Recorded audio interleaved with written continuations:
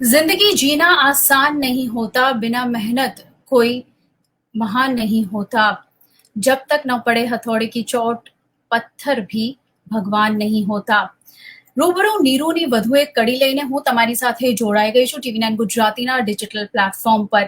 અને આજે મારી સાથે એક આવી જ મહાન હસ્તી છે, જેને આપણે ખૂબ જ જાણીતા અભિનેતા તરીકે, ઓથર તરીકે, લાઈફ કોચ અને મોટિવેશનલ સ્પીકર તરીકે જાણીએ છીએ। अनुपम खेर आज मारी साथे जोड़ाया छे आपणी आ विशेष रजूआतमां। अनुपम जी, बहुत बहुत स्वागत है आपका टीवी9 गुजराती के डिजिटल प्लेटफॉर्म पर। जी जी, बहुत बहुत धन्यवाद। बहुत अच्छा लगा आपसे मिलकर, और आपके द्वारा आपके जितने भी दर्शक हैं उनको मेरा प्रणाम बहुत ज्यादा। सबसे पहले तो आपको ढेरों बधाइयां हमारी तरफ से।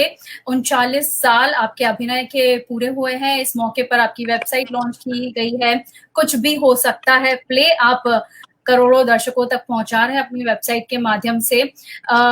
बहुत ही कठिन रहा आपका ये सफर। शुरुआती दौर में स्टेशन के प्लेटफॉर्म से आपका जो है संघर्ष शुरू हुआ था, कैसे थे वो दिन?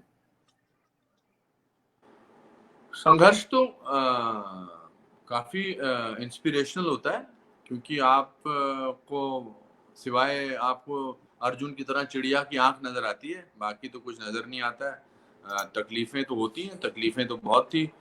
जब मैं यहाँ आया था, मैं पढ़ा लिखा एक्टर था। नेशनल स्कूल ऑफ ड्रामा से मैंने गोल्ड मेडल हासिल किया था।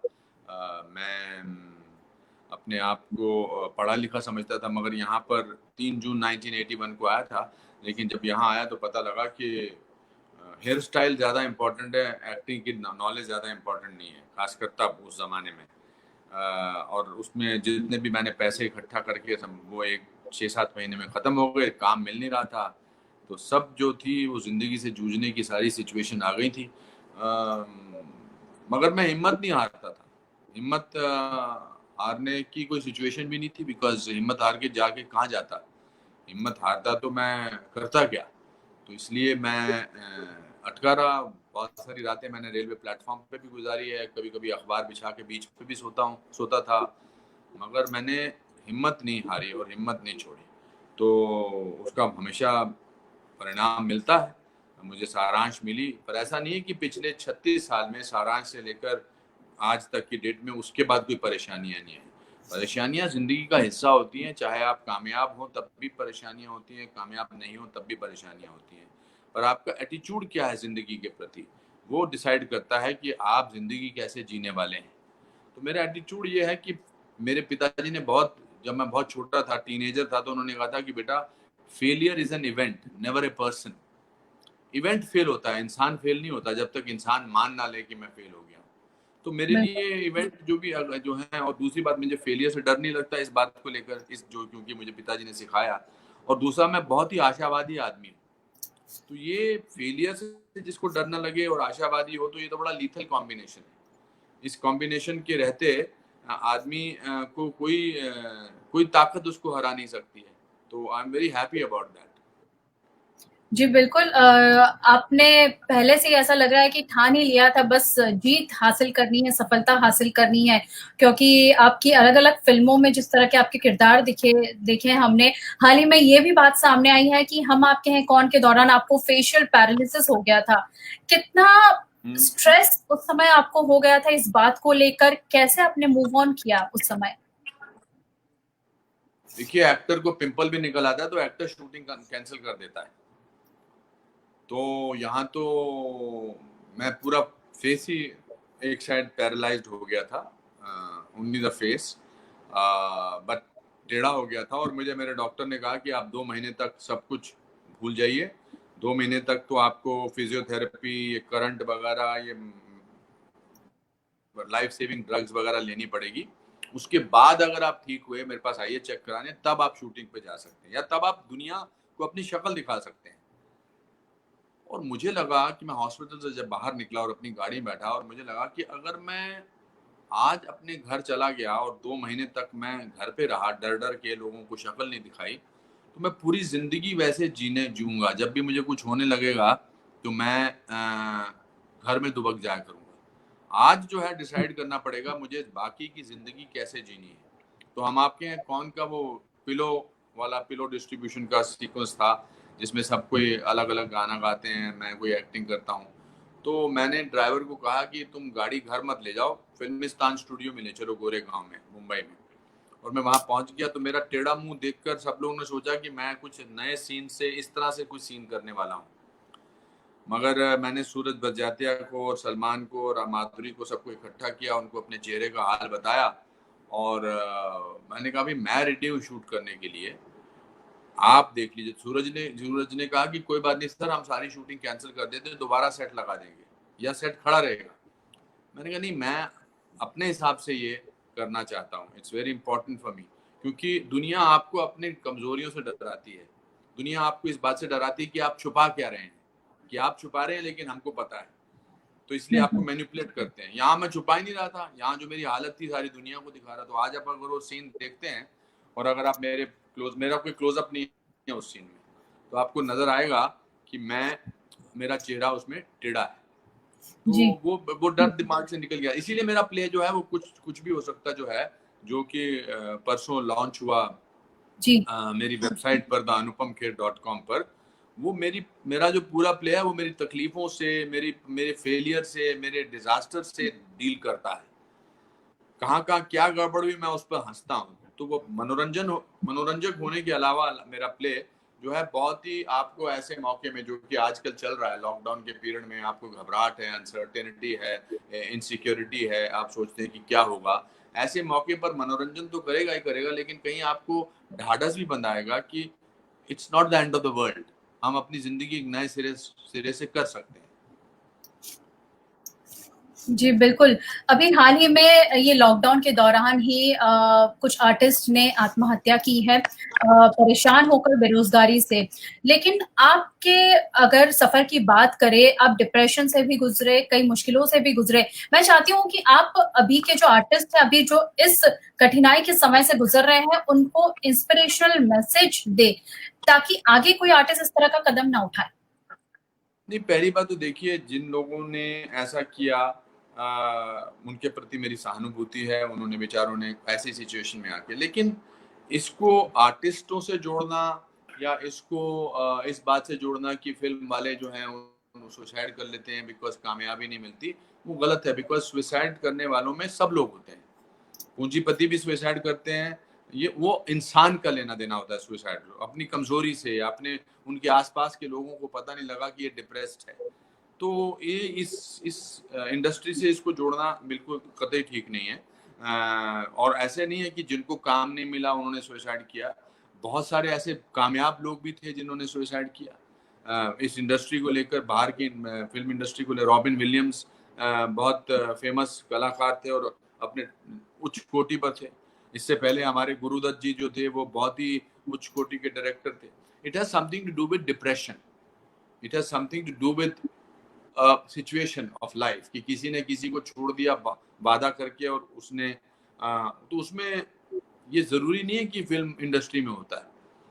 ये तो अपने माँ बाप का एक जो उत्तरदायित्व होता है, आसपास के लोगों का उत्तरदायित्व होता है कि दूर से पहचानने कि ये इंसान शायद डिप्रेशन से जा रहा है अपने। इसीलिए आज लॉकडाउन में हमने नोट किया कि सारे लोग चाहे कहीं भी थे, उनके लिए कुछ 2-4 चीजें ही इंपॉर्टेंट थी।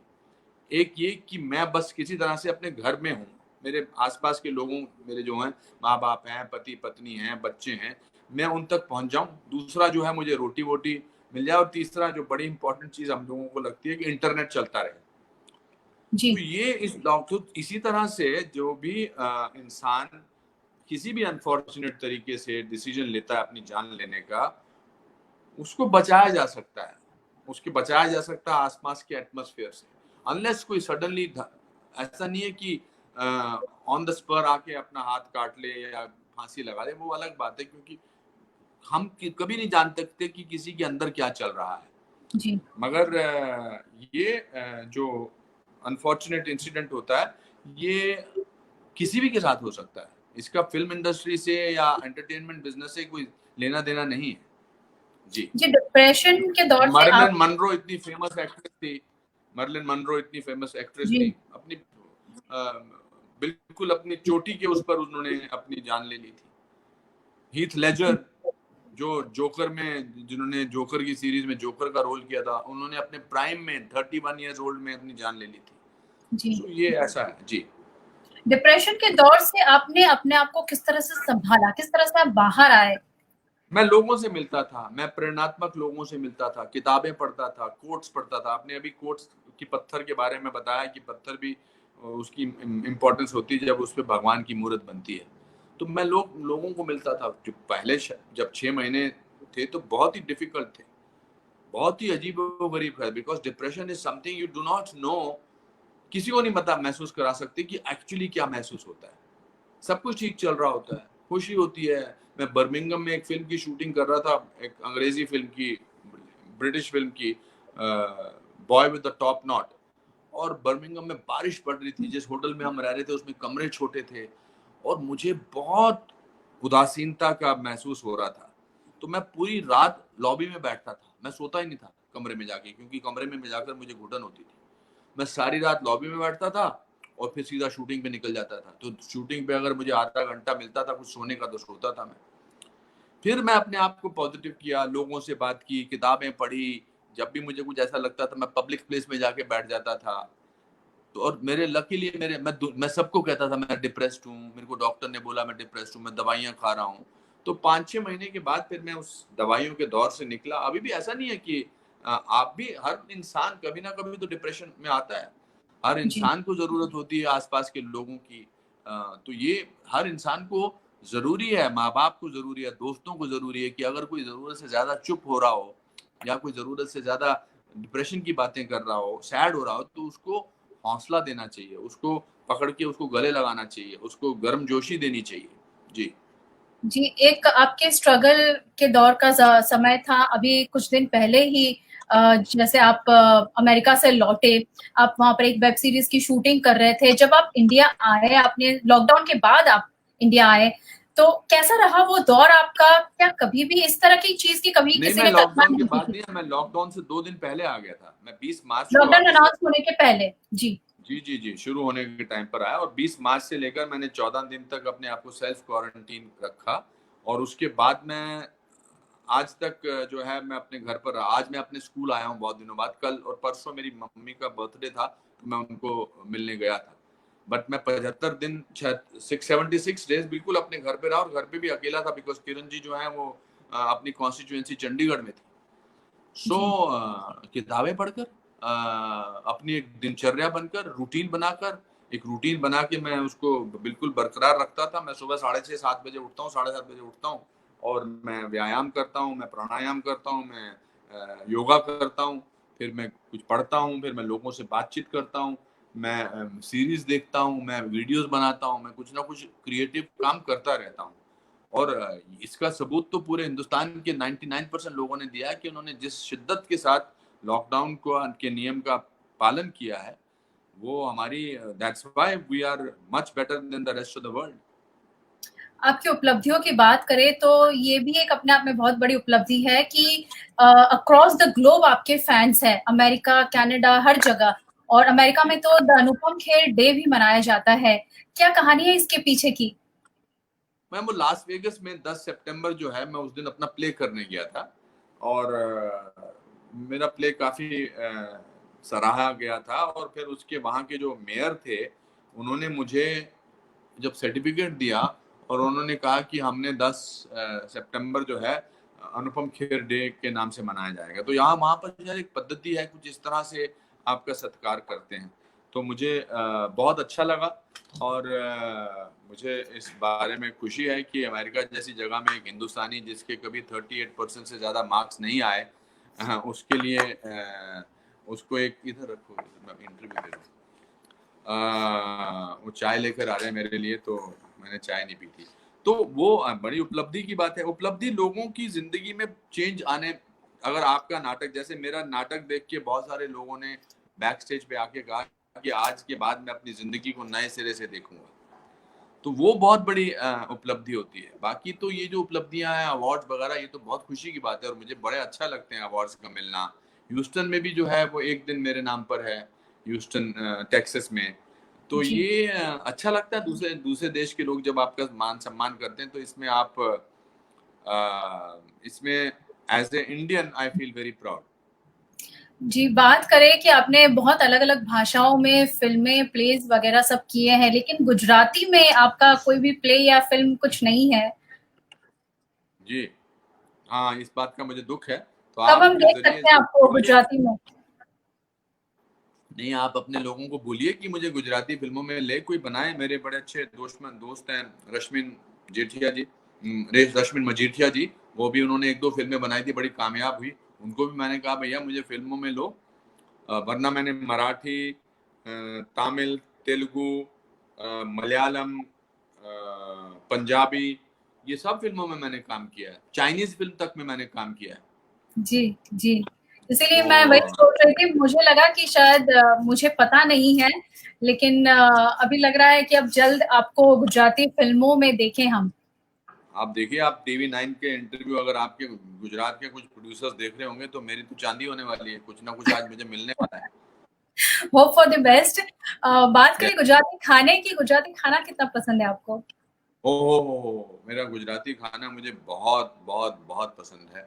मेरे I like the simplicity and the taste of the food. Simplicity है, रोटी, जो दाल आपकी बनती है खास किस्म की बड़ी अच्छी होती है, सूखे आलू। हमारे एक दोस्त थे, वो मेरे गुजराती मेरे दोस्त अहमदाबाद में रहते हैं, आनंद देसाई मेरे क्लास फेलोज थे।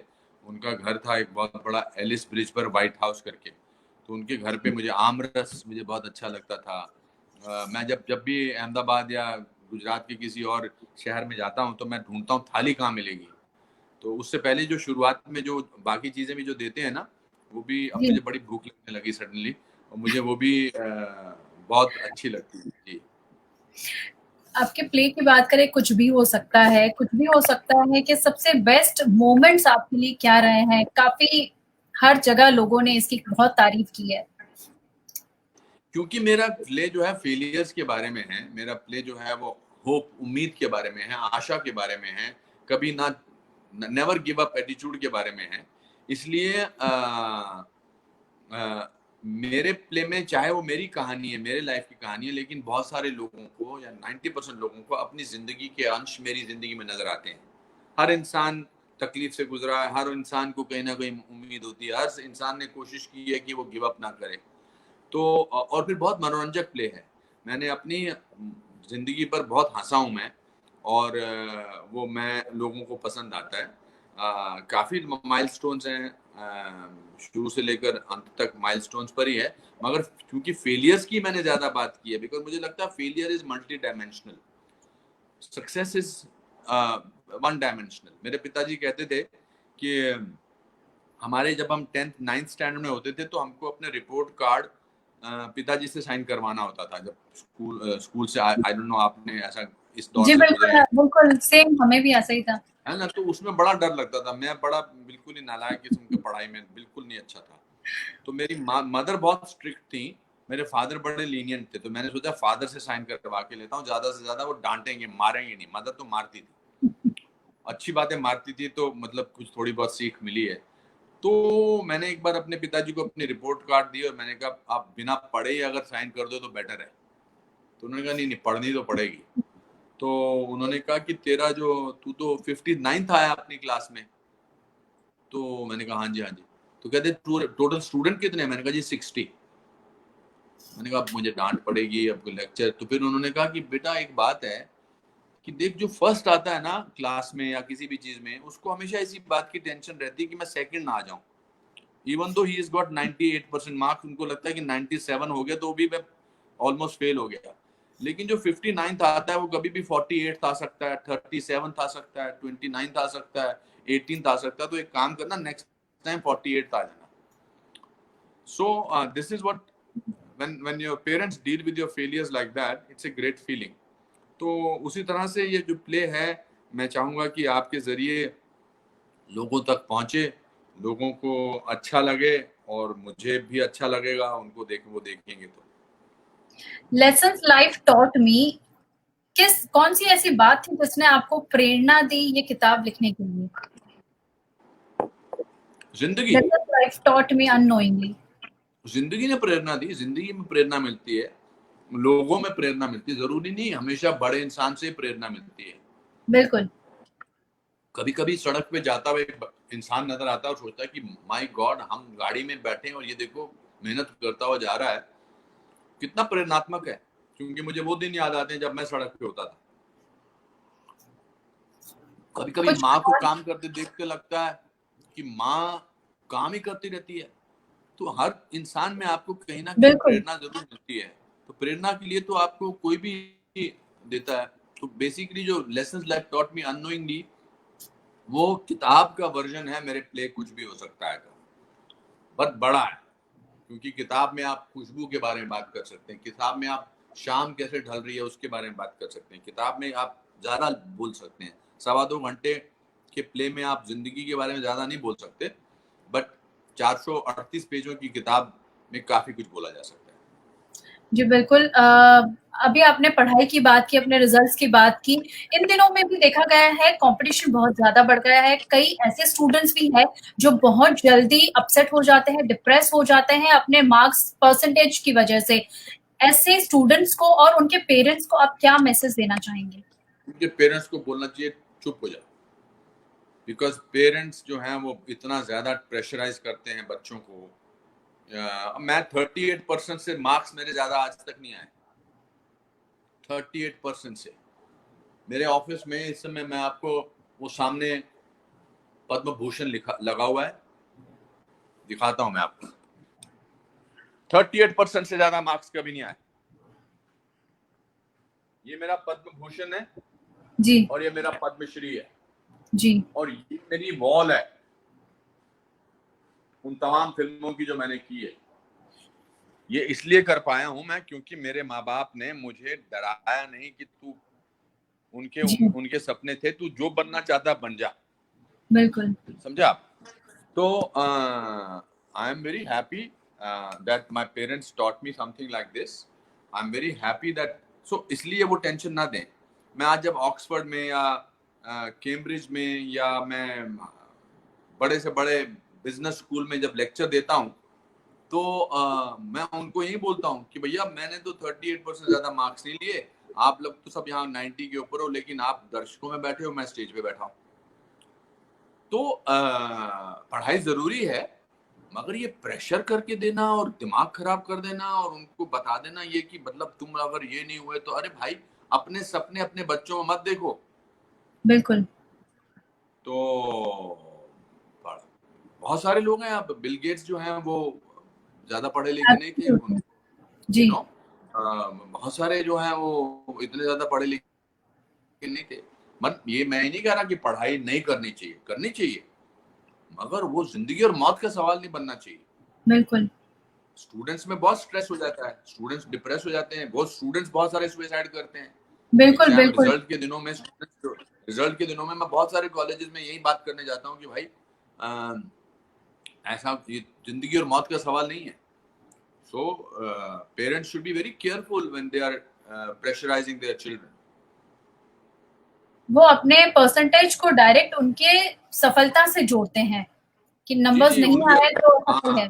वो दुनिया को बताना चाहते हैं कि मेरे बेटे को देखो 96% मार्क्स आए, तुम्हारे बेटे ने क्या किया। तो अपना कंपटीशन में वो अपने बच्चों की जो है जिंदगी वीरान और तूफानी कर देते हैं, तबाह कर देते हैं। आपके फिल्मी सफर की बात करें तो ये कॉमेडी, फिल्मी सफर के बात करने में तो 40 साल लग गए। आप इतनी जल्दी, मेरे को लगता है 1 मिनट और रह गया, अब उसके बाद फिर मुझे जाना पड़ेगा क्योंकि दूसरा इंटरव्यू मेरा 5:30 बजे है। जी, मेरा यही एक सवाल है, आखिरी सवाल कि फिल्मी सफर में आपने हर तरह के किरदार निभाए हैं, comedy, grey shades, villain, hero, हर तरह के। क्या आपको पर्सनली कौन सा अपना फेवरेट लगता है? बहुत सारी मुझे फिल्में लगता है कि आपको कॉमेडी समझ में है। कॉमेडी करना बहुत मुश्किल होता है, लोगों को हंसाना बहुत मुश्किल होता है, लोगों को रुलाना बहुत आसान होता है। क्योंकि हर इंसान जो दर्शकों में बैठा होता है वो अपनी अपने कहीं ना कहीं एक ट्रेजेडी उसके साथ हुई होती है। कभी किसी महबूबा ने छोड़ दिया या कोई किसी को खो दिया, तो आइडेंटिफिकेशन जो है वो तकलीफ और दुख के साथ इमीडिएटली हो जाती है। लेकिन लोगों को हंसाने में बहुत मुश्किल होती है और लोगों को हंसी ज्यादा याद रहती है। तो जब बच्चे मुझे मिलते हैं तो कहते हैं जी अनुपम जी, अभी आपने वो सीन दिखाया अभी इधर की वो अंकल अंकल वो आप जो मक्खी में सच्ची में खाते थे दिल में, या अरे भाई नहीं, अच्छा, या फिर दिल वाले दुल्हनिया ले जाएंगे, या बाकी सारी फिल्मों में। तो I like to make people happy because if I can give them some happiness that makes me feel very happy. जाते जाते ये एक बात बता दीजिए, इस लॉकडाउन ने हर किसी को कुछ ना कुछ सिखाया है, आपने क्या कुछ सीखा इस लॉकडाउन से? संयम, पेशेंस, क्रिएटिविटी, और इंसान की जरूरतें बहुत कम है। हम ऐसी हुड़दंग मचाए हुए बैठे हैं, ये भी चाहिए ये भी चाहिए, हर इंसान को भूख हक हो गई थी। मेरे इतनी बड़ी शादी करना चाहता हूँ मैं अपने बच्चों की, मैं ये करना चाहता हूँ, इतनी लंबी गाड़ी खरीदना चाहता हूँ। अरे भाई, हम लोग, पूरा दुनिया बोल रही है हम मंगल तक पहुंचना चाहते हैं, हमारे पास सबसे बड़े परमाणु शक्ति है, हमारे पास सबसे बड़ी सेना है, मगर एक छोटे से वायरस ने सबको दुबका के बना दिया अपने घर में। बिल्कुल। तो छोटी सी जरूरतें हैं। तो मुझे ये चीजें सिखाई, बहुत सारी चीजें सीखने को मिली, और ऐसे तो बातों का सिलसिला चलता रहेगा। आपके दर्शकों को मैं प्रणाम करना चाहता हूँ और सबको बोलना चाहता हूँ स्टे सेफ। और ये भी कहना चाहता हूँ कि लॉकडाउन कम हो गया, खुल गया, इसका मतलब ये नहीं कि आप पागल हो जाओ। बिल्कुल। आपकी सेफ्टी आज की डेट में आपके ही हाथ में है।